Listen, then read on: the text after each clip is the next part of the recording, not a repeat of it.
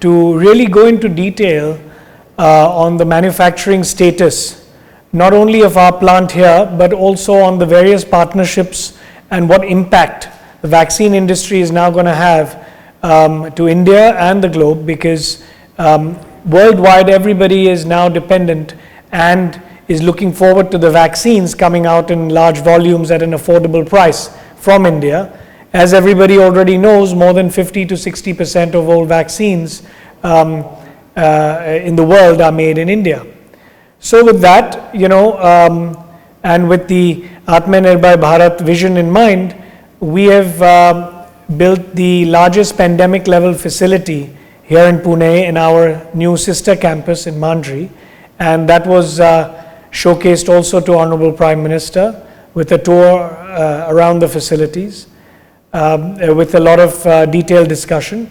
But I think a lot of you had questions and wanted to know for a few days about this visit and what happened, so I'll open it up. What we discussed is the plan, implementation plan, which will happen only after an emergency use licensure, if that is granted, based on the data that will have to be submitted. We're in the process of submitting that officially to the Drug Controller of India. After he reviews that, we'll follow all those processes, because we don't want to have any shortcuts at all. And after that, it will be a decision, with the Health Ministry to roll out hundreds of millions of doses in the first and second quarter of 2021. But that is only going to happen again, as I mentioned, once we submit and it's all approved, and the trials in the UK also go well. Well, with so many different vaccines, we discussed and briefed all the merits, the pros and cons of different vaccines that are out there, with the logistical issues of some of the vaccines, the pricing issue with some of the vaccines. And, they'll really have to take a very balanced view of how that's going to happen. As of yet, we don't have anything in writing with the government of India on how many doses they will produce, their purchase, but the indication is 300 to 400 million doses by July 2021, which is what the Health Ministry has made public, on various occasions in the past. As I mentioned, we're in the process of applying in the next 2 weeks for an emergency use licensure, so we'll have to wait and see after that. And as I said, things will then follow in that order. Well, it'll be distributed initially in India, of course, and then we'll look at the COVAX countries, which is mainly in Africa. The UK and the European markets are being taken care of by AstraZeneca and Oxford. If they need help scaling up with their manufacturing, we're always there to support them, but our priority is going to be India and COVAX countries first. Novavax is around 2 months behind AstraZeneca. Once they also announce their efficacy results, we will do a short bridging study in India like we did for the Oxford and AstraZeneca product. And that soon also, in 2 to 3 months, will follow the same processes that this candidate is doing. Of course, Codogenics is far behind. We're going to start phase 1 in the UK for Codogenics in December.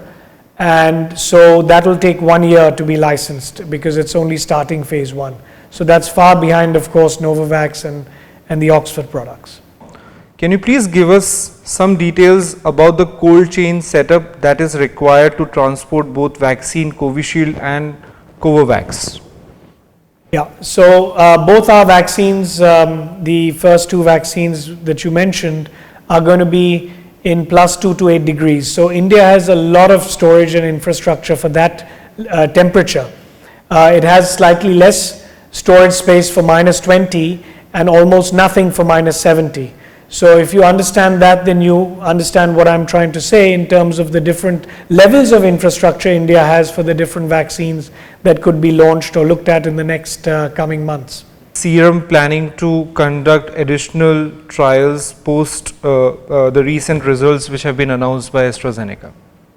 No, because at the moment the trials are more than enough for the efficacy. Of course, there was a bit of confusion in the communication, which will be explained in the coming days, but that's not going to affect the emergency use licensure in the UK and should not affect it in India at all.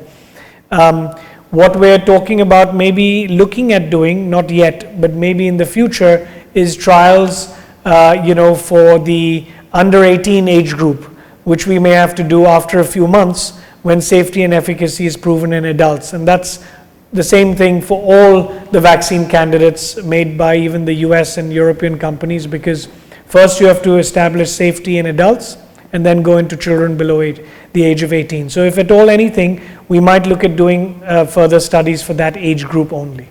As I mentioned, we're producing 50-60 million doses a month, and after January, February, that will be scaled up to 100 million doses per month. So it'll come out in that at that level.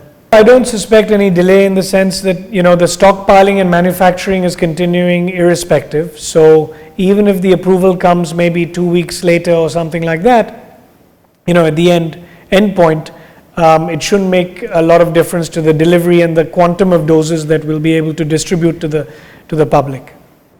So this vaccine is a very good one, because in the trial, not only did we get a good efficacy result, but also reduced the hospitalizations by 60%.